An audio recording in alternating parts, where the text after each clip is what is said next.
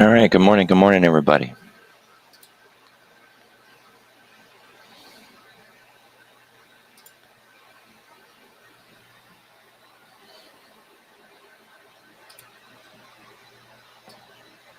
Pretty quiet news front over the weekend.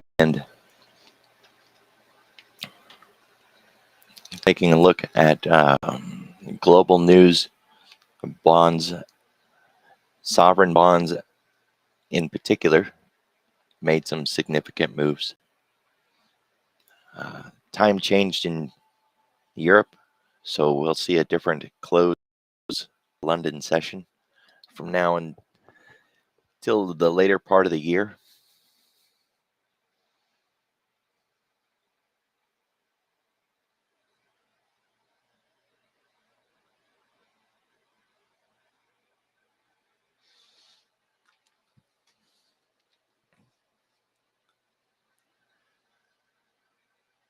For the most part, the global markets were down in the overnight hours.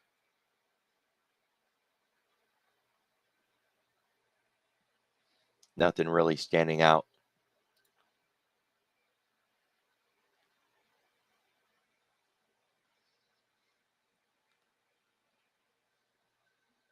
We have a really full agenda today.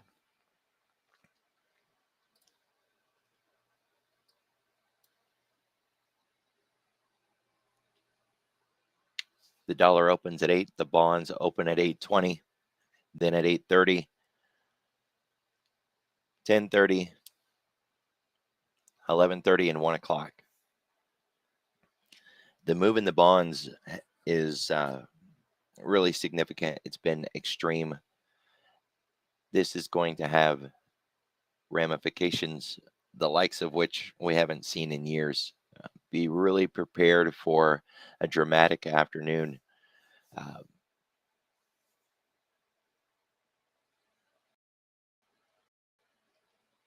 Almost every hour on the hour today, we've got some form of econ or some reason to proceed with caution.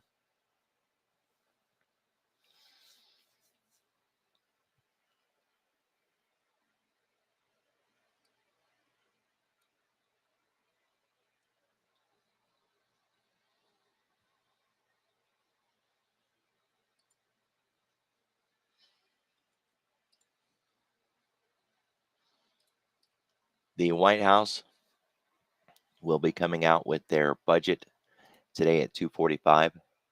Something to keep in mind.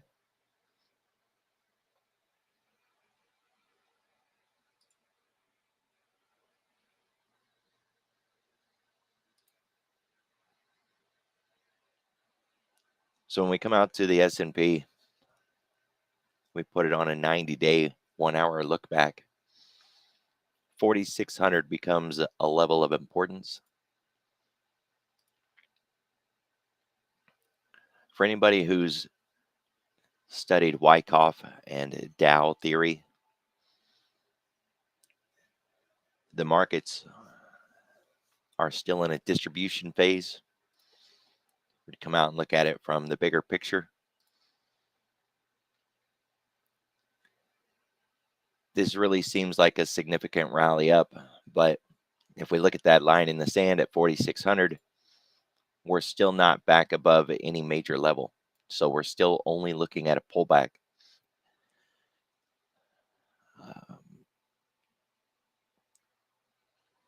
During the distribution phase, we see this consolidation with really wide candles, really large amounts of volatility. If it was consolidation and accumulation, it would be much smaller days, much less volatility.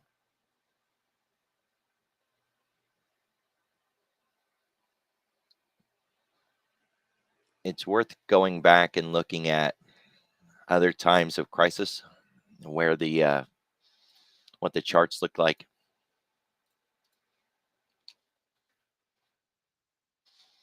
Say 2007, 2008, and then coming back out of that time frame.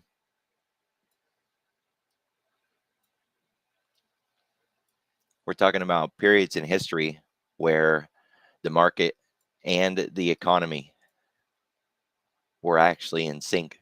The market and the economy are not always in sync, right? We can see downturns in the market from elections, Brexit, interest rate temper tantrums when you know the one was repriced, COVID.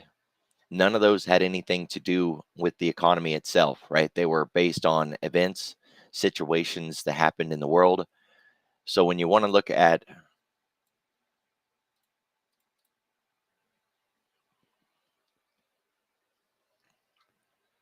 the three different market structures, you have to go back to a time frame when the economy itself matched the kind of charts that we're looking at. Now, in the current situation, we're talking about distribution and a chart pattern that kind of ties into that.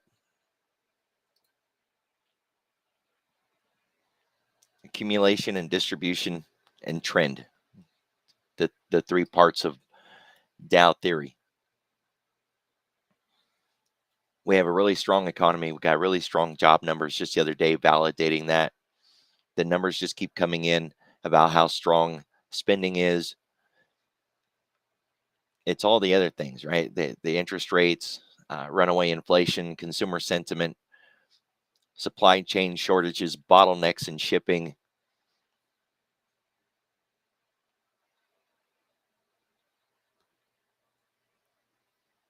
So we got this split in the market between sentiment, a fear of what we can see coming, and what companies are reporting. If you're new to the market, new to trading, it's not the candles that moves the market, right? It's all earnings.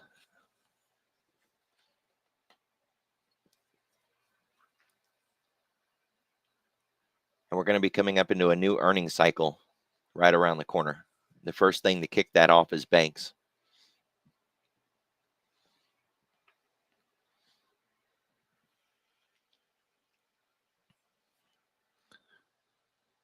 So I guess the point would be, you know, you can start building out your swing trades, but I would still proceed with caution until we are setting new highs, that we've reached the previous peak, broken through it, closed above it, come back down on it and tested it, validated it, and have moved beyond it. Could take months before we get all that. Well, nobody's going to sit on the sidelines waiting for months before we get all of that, right? So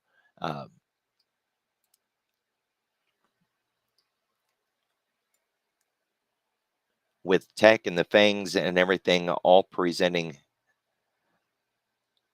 at least solid buy signals, just proceed with caution, carry your hedges, take the opportunities that you can get, and recognize that earnings is coming up. And keep in mind, we're still seeing volatility crush across all of the options everywhere. So things like calendars and diagonals, they suffer from volatility crush. They're not benefiting from that. Long-term butterflies would be a good way to go. They don't suffer from a volatility crush. And iron condors would be a good way to go. They don't suffer from volatility crush. It actually benefits both of those trades to get a crush in volatility. Just keep in mind, as much as we've rallied and as strong as it looks, it's still a distribution chart. And there's very likely still going to be a significant amount of chop. So every single technical signal that we can look at says we're not done yet.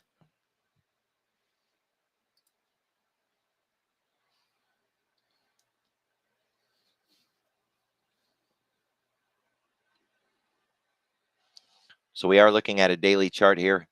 We want to see where the volatility is at. One way to visualize this is to put on the weekly expected move. draw a box around last week's,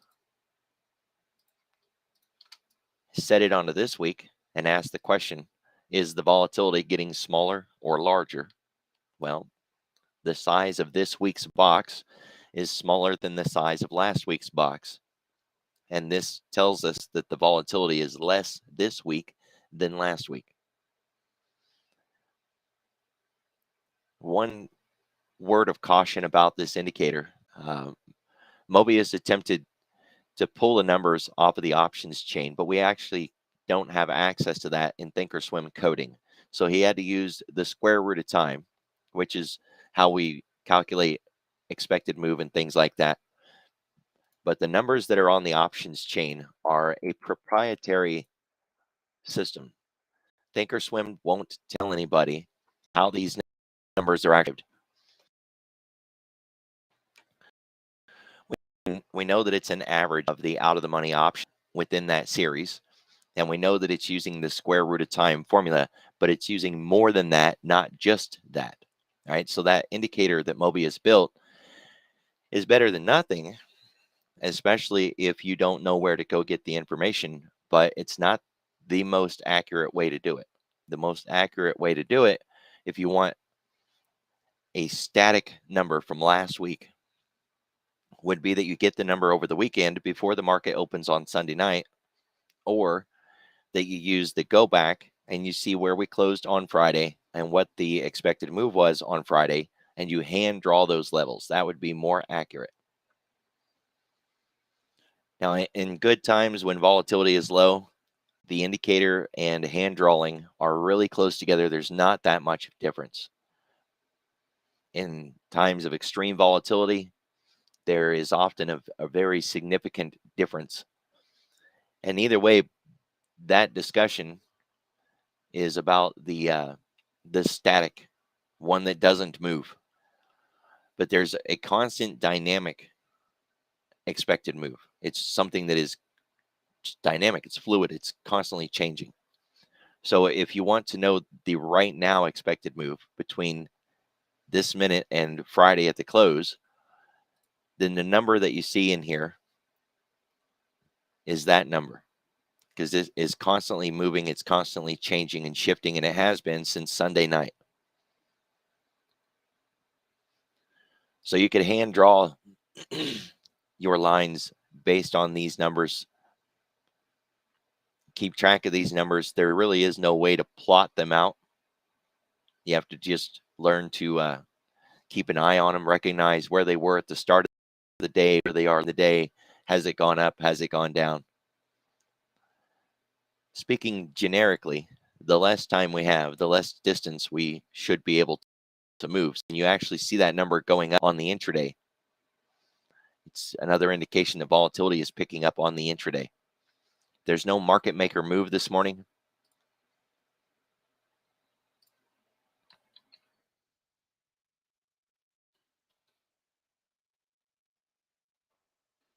The ADR is still really wide. It's over 2%.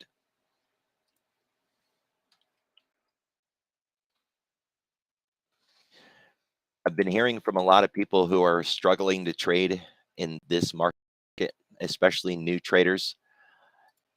Trading's always been difficult. That's nothing new, right? There's nothing about trading, not even on a good day. But just to give you a little perspective of why learning to trade right now is more difficult than at any other point you could try to learn how to trade. We've got an ATR, average true range. Just think of this as a day-to-day movement. We've got an ATR right now of 92. So on a day-to-day basis, the average candle movement is around 92 points. Right? It's not too much of a surprise.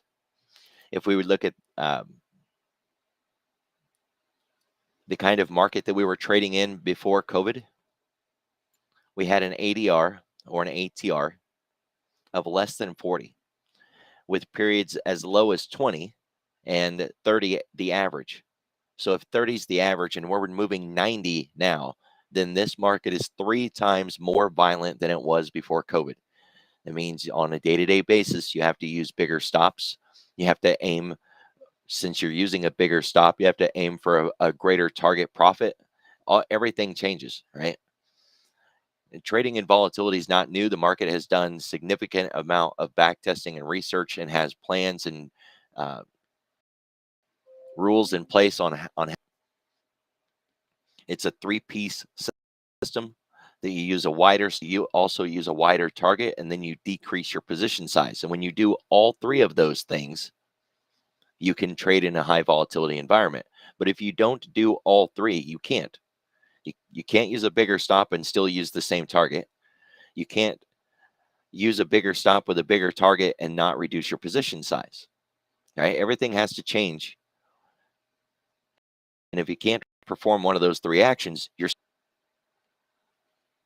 well, a lot of newer traders struggle to hit the old target that they should have already been using, let alone use an even bigger target now. And that, of course, all leads down to it being more difficult to trade in this environment than at any other point in the history of the trading in the world. Right? It is that extreme right now. It's never been this extreme before. Very likely, hopefully, knock on wood, we won't see it get this extreme again for decades. But it's not done yet. That's point number one. It's going to get worse before it gets better. Two, trading live without proving that you can trade live is foolish. Putting real money in the market without a proven system that shows that you already are consistently profitable on paper, that your strategy works, right? I'm not talking about spending 6 months in paper proving that you can make paper money, because that's worthless. It's a waste of time. Showing that you behaviorally will perform the way that you're supposed to, that your strategy does work, then go live. But you have to have a risk to reward and a win rate that combine say that what you're doing is going to work. The industry standard for that is a 2-to-1 risk to reward ratio and better than a 50% win rate. So if you can't do those two things, there's no reason to go live. You're just going to donate your money to the marketplace. If you're thinking, yeah, that risk to reward stuff sounds pretty important, I should probably figure a little bit of that out. If you are thinking that and you've been trading live, you're screwed. It's the most important thing out of everything else that you'll do as a trader. Doesn't matter what strategy you're using, your entries, your exits, your targets. You don't have your money management in control, you're going to fail. There's no gray area there. There's no equivocation or hedging or putting a little asterisk on this as well. Maybe if you do this kind of trading, it won't be so bad. If you can't hit at least a 2-to-1 and win 50% of the time, you are going to just lose your money.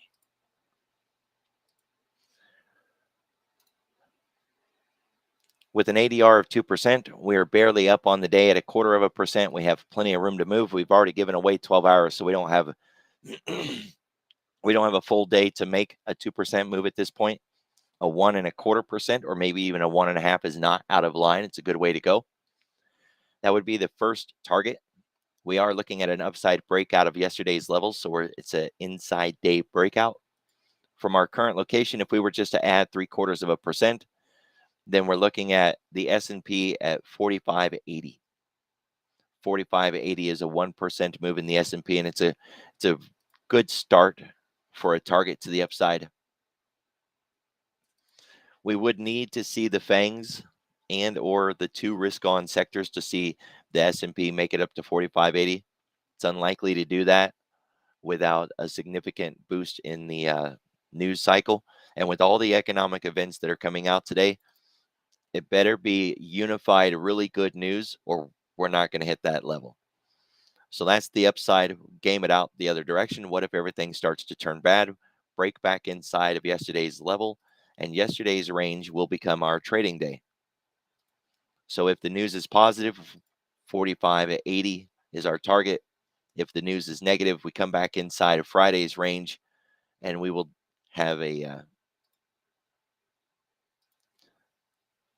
targeted Globex low, which lines up really close with Friday's open, institutional pivot points, and then Friday's low.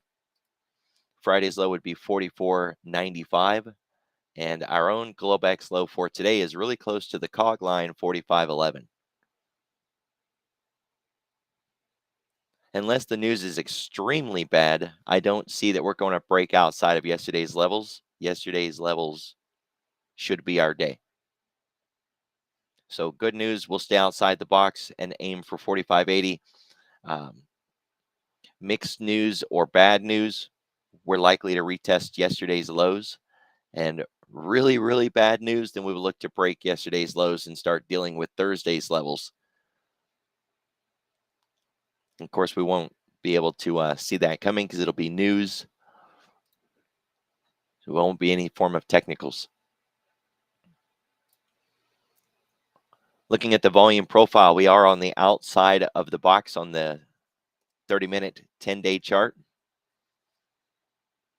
When we're outside the box, we want to ask the question, are we moving farther away or are we moving back towards the box? Well, we are moving farther away at the moment. It takes a significant amount of push to do that. We're going to expect on a normal day to see the market attempt to come back inside the box. The point of control is a long ways away. It's at Thursday's price. So we're very unlikely to have any contact or mess around with the point of control, at least not today. There is the expectation that when we are outside the box, that price will come back into the box. Looking at things on a day-to-day basis, there's no lines to carry forward. The point of control is our Globex low. We've already tagged it, already made contact with it. We're done with it. And then the value area high and low, not really worth transferring over into today's price, especially since the value area high, is basically Friday's high. And the value area low is really close enough to Friday's low. So there's no reason to carry those over. So we've just negated all three. There is a point of control from Thursday that we could bring over, but we're not expecting to go that low on the chart today. So it'd just be a waste to carry it forward, right? That's an untouched point of control.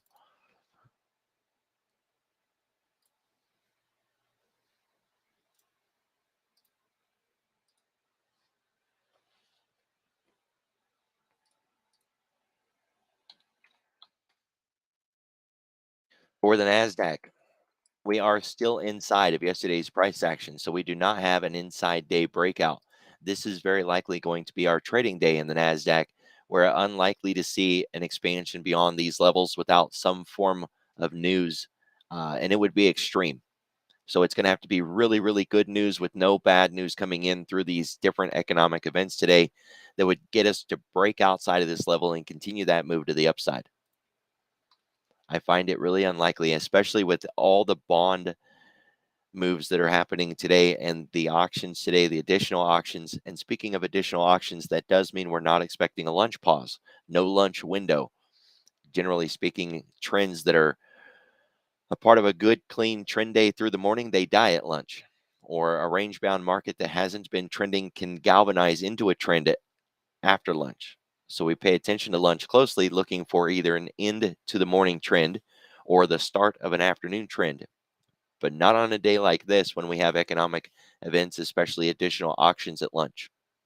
So no lunch window, no period of consolidation, no downtime through that 2-hour window.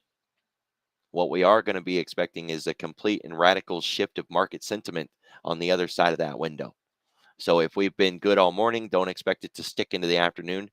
If we've been bad all morning, don't expect it to stick into the afternoon. We're going to be expecting a significant change event. Apple's been up for how many days in a row? Count them. Count them. How many days in a row has Apple been up? It's very likely going to go down today. I shorted it Friday. I shorted it Thursday. I'm very likely going to short it again today. How many green candles in a row do you expect you could see before it finally just dumps and rolls over? Short that sucker. Short term short, though, right? We're not expecting to run it back down into the dirt.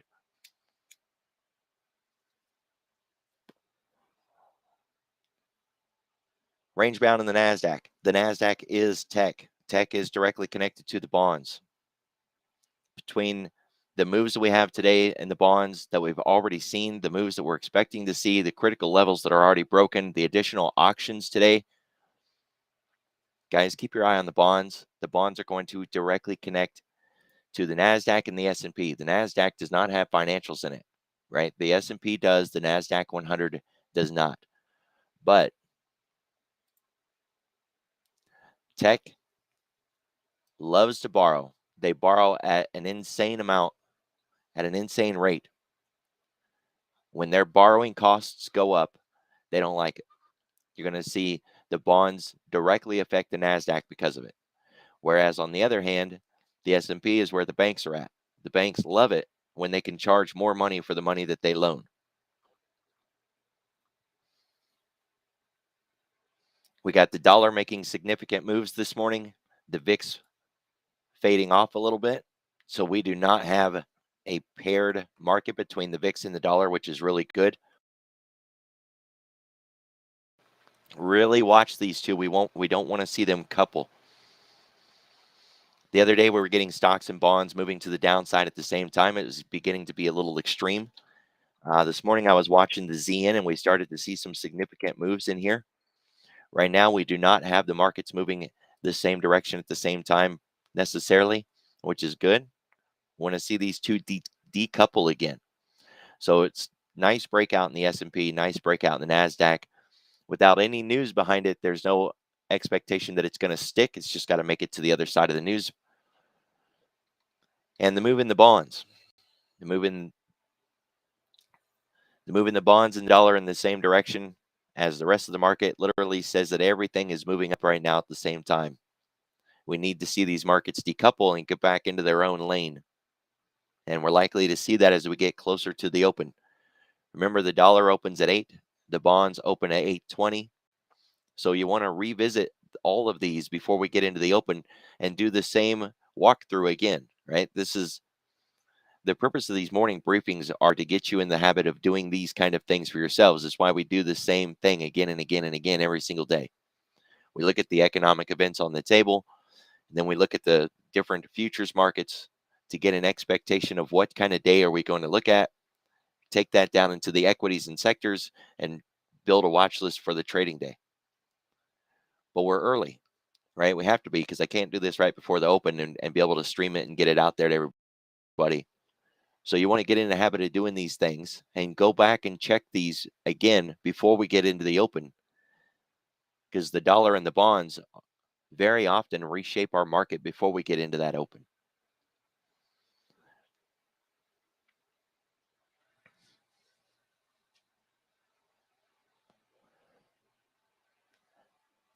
If you want to look at the yields, somebody was asking about that over the weekend. There are ETFs that already do that, and especially considering if you don't have Thinkorswim, right? For those of us who have Thinkorswim, we're used to not buying data, get kind of comfortable with not buying data. But for a lot of people who have to buy data, buying futures data, if you're not trading futures, really just sucks. Well, there is some ETFs that can allow you to look at the bond yields.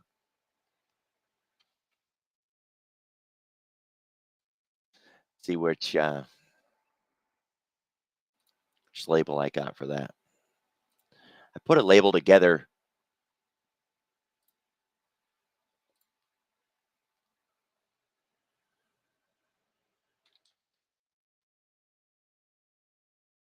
Now the market's not open, so this thing isn't reading anything. But if I was to go out to a daily chart and maybe not be on the futures, there it is. 5-year, the 10-year, and the 30-year.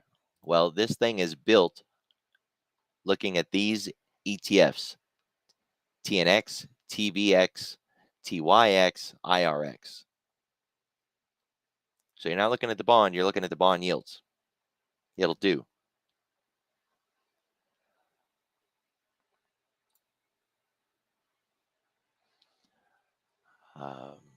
Not quite sure if that's in the Discord that I made for the indicators. I have shared it in the Bullish Bears live chat room, so you can scroll back through the chat and find it, run search in the upper right-hand corner and find it, or wait for me to put it into the Discord, which I'll do at some point after this stream today.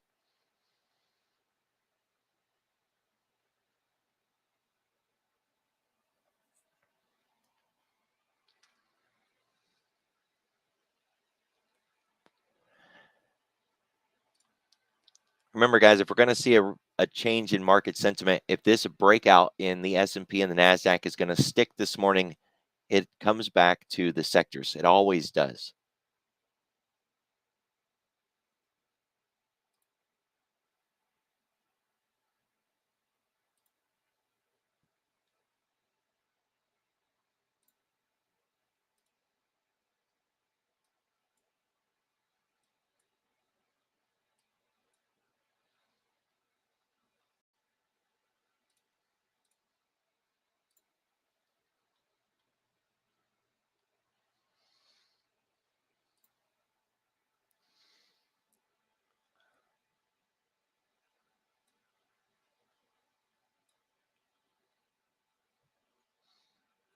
So we got to have a risk on sectors, and we have to have the FANG names. Right now on Thinkorswim, you can combine the FANG names all into a single market symbol. It's like making your own little homemade ETF.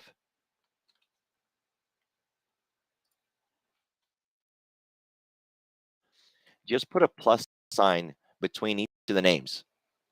So you can see we've got Apple, Amazon, Facebook, Nvidia, Google, Microsoft, and Netflix. We're looking at all of those charts combined. And it's an easy way to keep track of the FANG names. These are a perfect representation of the risk on sectors that we have to have if we're going to see this move in the S&P and the NASDAQ sustain itself. So without this, if this goes down, it doesn't matter what your market breadth is. It doesn't matter if 90% of the S&P is going up. If this goes down, the S&P is going down. If this goes down, the NASDAQ is going down. So there's no other way around that. It's one of the best indicators you could put on your chart. Just watch the FANG names. If you don't have Thinkorswim and you can't watch them this way, individually, keep your eye on what's happening in the FANGs through the day. There's also the risk on sectors XLK and XLF. Those two, the financials and technology, those are the risk on sectors. You can add XLY, consumer spending on the frivolous side, casinos, cruise lines, resort hotels, Tesla.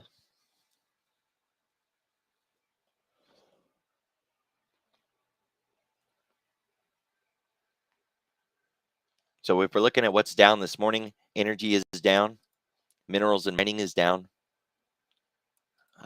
regional banks and technology is down.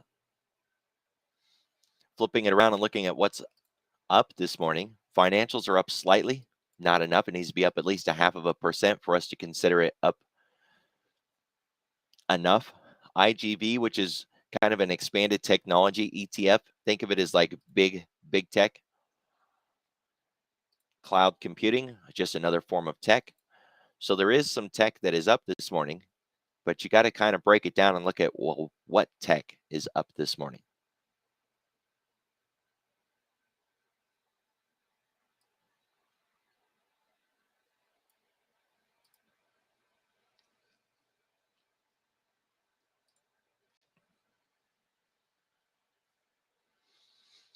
So we look at the sectors that's been strong for the last 42 days.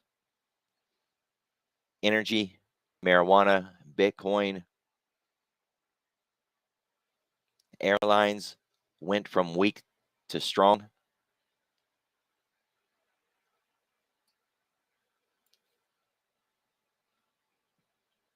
But these are some significant average daily range for sleepy, boring, slow ETFs that represent sectors, right? These things aren't supposed to make big, extreme, violent moves. And yet we've got really large ADR values in here. A lot of these have market maker moves showing an increased or an additional volatility.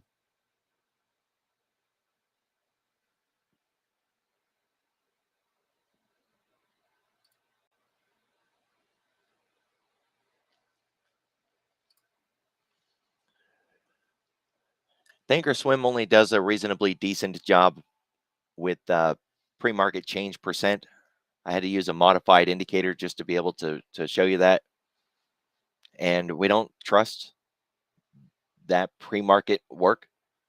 So taking it over to something like TrendSpider or TradingView, which does have an uh, much more accurate, better representation of pre-market change percent. Looking at the sectors in here this morning, all those names that we just mentioned that were doing good: marijuana, oil, gold, energy, silver, they're the ones not doing good this morning, which does imply a risk on sector, right? A risk on day. Just keep your eye on the economic events that are coming out. They're going to be the most impactful thing. How they affect tech, how they affect the FANGs are going to be significant for what we get out of the rest of the day.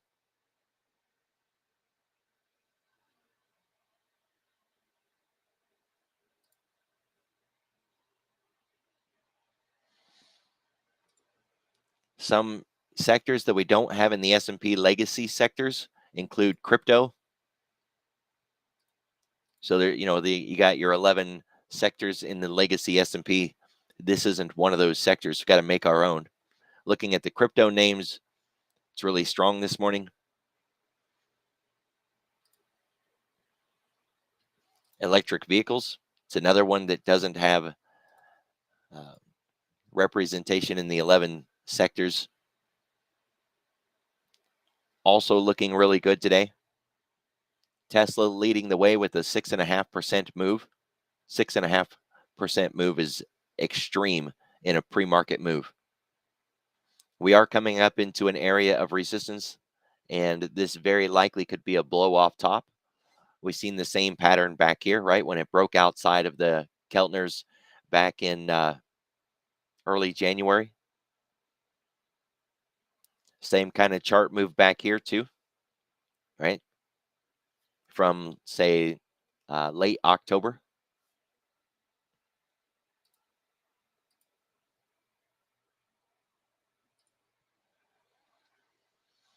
I'd keep my eye on the 1100 level.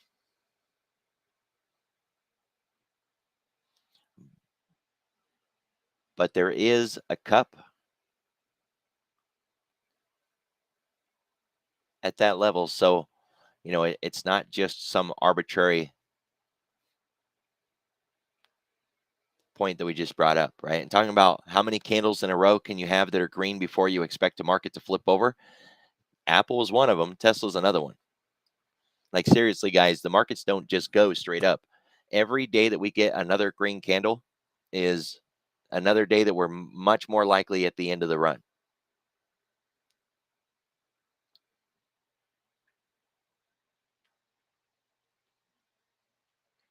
XPEV and NIO usually track really nice with Tesla, and we're not seeing that this morning.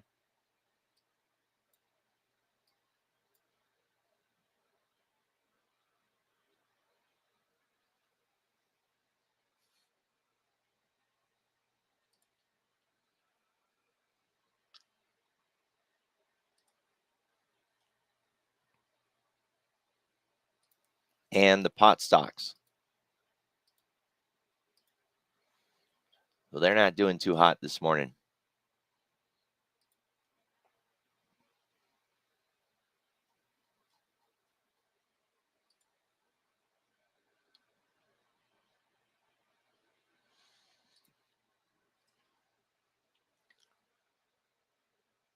So one of the names that we look at for global risk on participation is the EEM.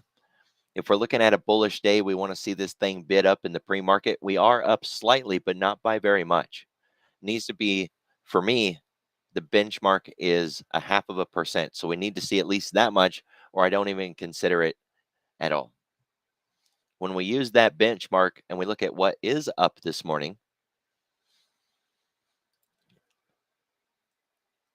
then consumer discretionary fits that, but just barely. And this is a really nice red to green setup, XLY.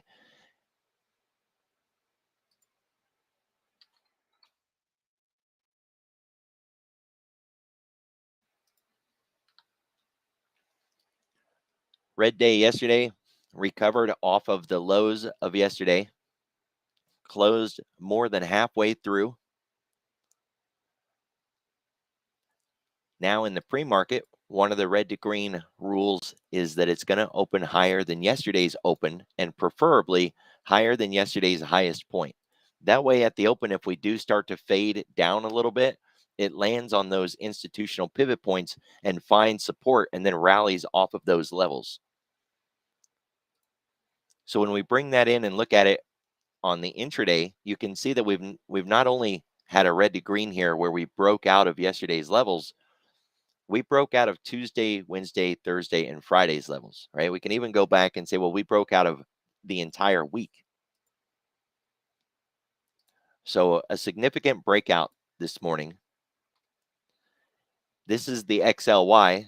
Well, we can follow that down the rabbit hole and say what names are in the XLY.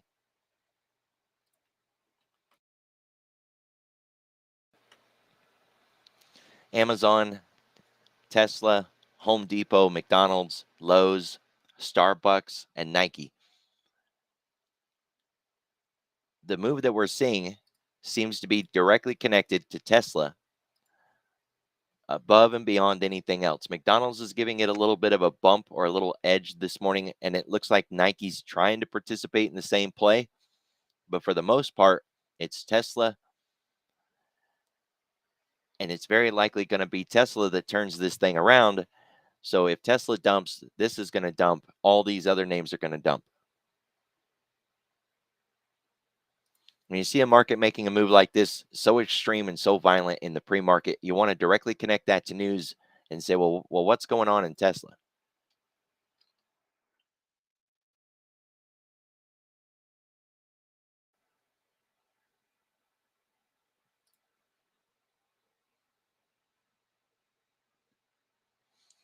The company planned to request stockholder approval at the upcoming 2022 annual meeting of stockholders for an increase in the number of authorized shares of common stock. So they're talking about a stock split of the company's common stock in the form of a stock dividend.